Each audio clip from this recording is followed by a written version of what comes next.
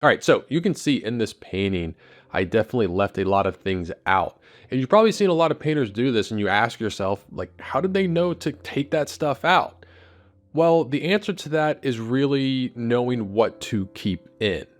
Let me explain. So here's the original photo. I did this painting for a tutorial on my Patreon page. And I got it from pexels.com. I didn't actually go to Italy. I wish I did. I wish I went to Venice. I really want to go there. Maybe I'll host a workshop there one day. Okay, so the first thing I like to do when I have a scene I want to paint is I ask myself, what do I like most about this scene? This is going to help you so much. It's a great first step. Because here, there's a lot of things to like. There's these boats are cool. There's the water, you know, the reflections. It's a cool green water. You know, these buildings are really cool with the shutters and the, you know, bushes and stuff on the ledges. But I need to make it about one thing. So, you know, if I wanted to make it about the water, maybe I crop it, you know, something like this. So it's mainly about the water. But I was like, oh, I like the building. So what if I cropped it kind of something like this? It's like, okay, that could possibly work. So you can see that's what I did here. You know, I still have the water, but it's taken up a lot less space than the buildings are. This is probably one of the most common problems I see with students' landscape paintings, is that they try and crop it so like everything has an equal amount of attention. I always say that when you're composing a scene, make it obvious what the painting is about. A lot of times a student will give me a painting and I'll ask, okay, I don't know what this is about. You have equal parts, you know, water, equal parts grass, equal parts trees. I don't know what it's about. If you want to see really good examples of this, take a look at Edgar Payne's paintings and it will be very obvious what he wanted those paintings to be about. Okay, so we've cropped the scene. We've already gotten rid of a whole bunch of information that we don't necessarily need. Now, that being said, don't completely ignore everything you crop out, because maybe there is something happening like here, or you know, maybe you want to put that white boat in and you can just put it in right there. Or maybe you like the color of the water right here, which is more green than right here.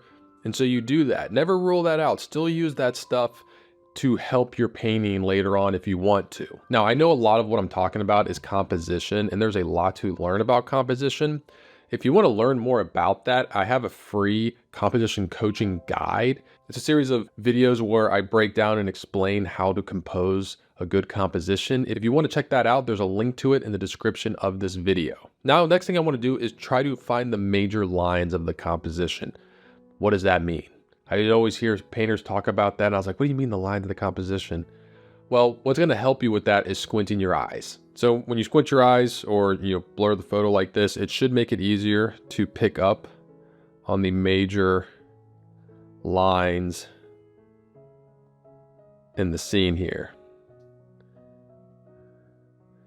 Yeah, I kind of got some right there. Now, I know you're probably thinking like, Chris, like, how did you see this line right here? You know, it's just, I don't see a direct line like I do right here. I used to think that same thing when I would see painters do that. It'll come in practice, but you know, I see like the edge of this balcony, it kind of lines up with the edge of these shutters here. I guess you could kind of see one right there. I guess you got another one right here. You'll pick up with these on, in practice, but right now, like these are the major lines that I'm seeing in the scene. Well, I guess you could got one right there. And finding these lines is going to help because one, it's going to help you just see the big shapes. You can kind of connect these and break it down into the major shapes.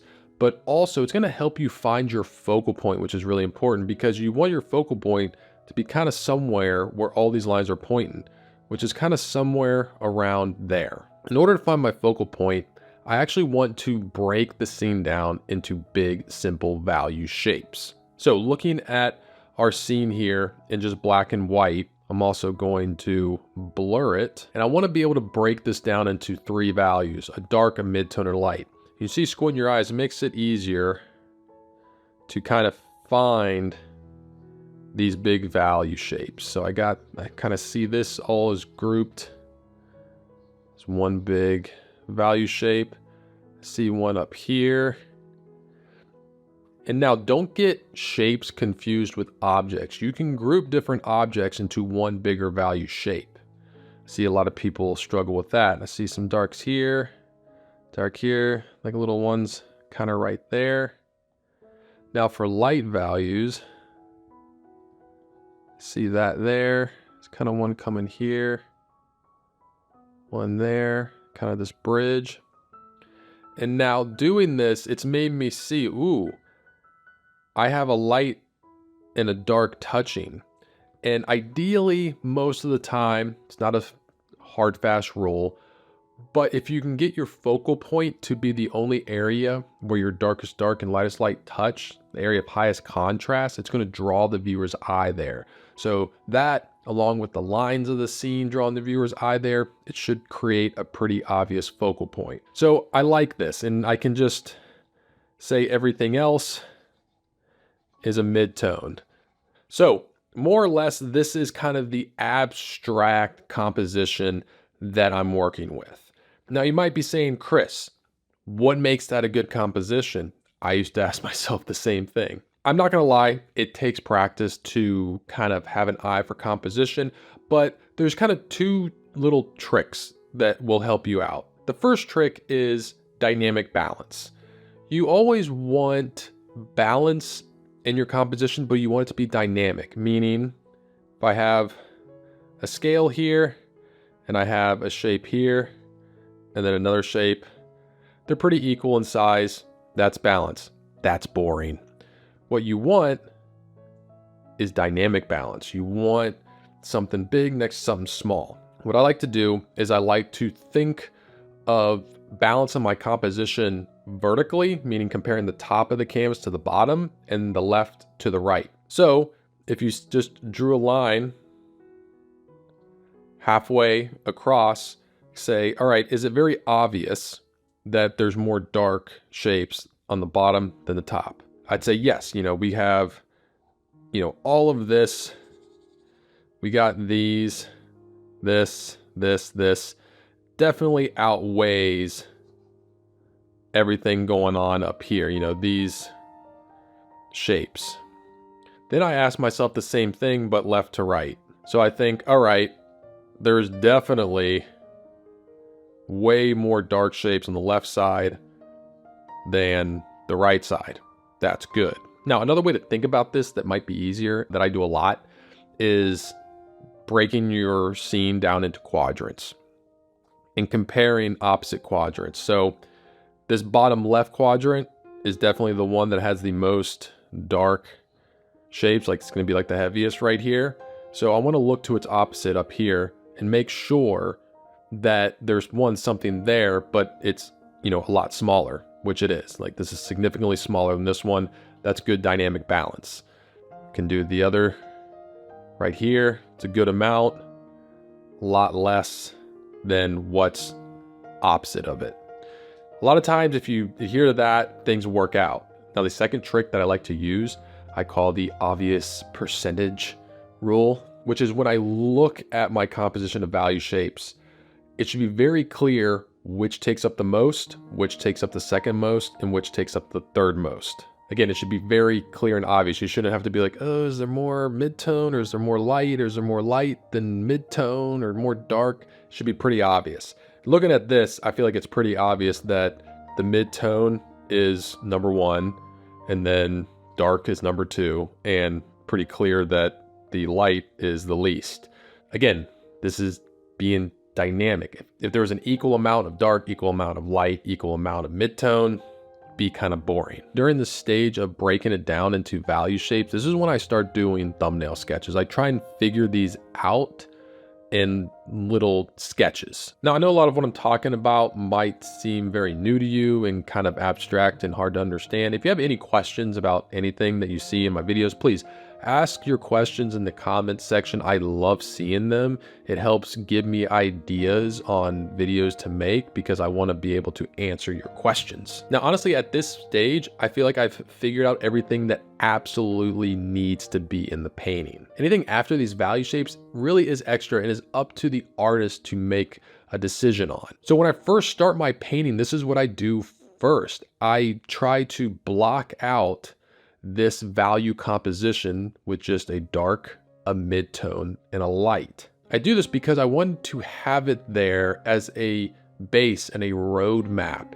So when I do go in to put color, which is the next step that I do, I can put in just flat color, but make sure it's in the right value. The actual color itself is not nearly as important as getting it in the right value. And you can see by the end of this first stage here, even with flat color, no detail, since it's in the right value and I've come up with an interesting value composition, the painting is already working pretty well. And as I develop it and add in more details, more colors, I want to make sure no matter what I add, it doesn't take away or undercut this value composition. An example, there's a lot more colors and lighter values I could put in the shadows in this section of the painting, but I wouldn't want to put so many light shapes that it actually pushed this dark shape into a mid-tone shape, because then that would completely ruin the value shape composition that we figured out earlier. Another example are these bricks on the wall and the light. It'd be very tempting to go in and put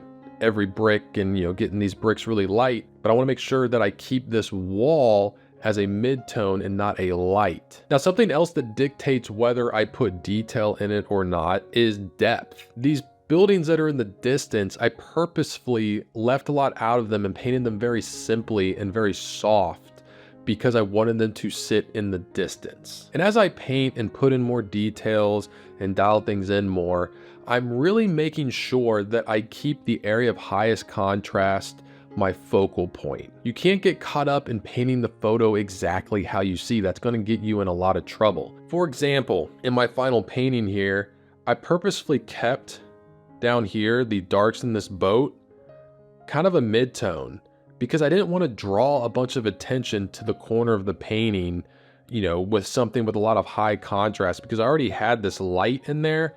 And then I'll show you, if I put in like a dark down here, it's going to draw your eye down there, and I don't want that. I want to keep this area, the area of highest contrast, and a lot of times the area with the harshest edges and sharpness, because I want the viewer's eye to go there. All right, hope you enjoyed this video. If you did, please hit the like button, subscribe to the channel. If you want to try out this Venice painting, got the full tutorial on my Patreon page. There's a link to that in the description of this video.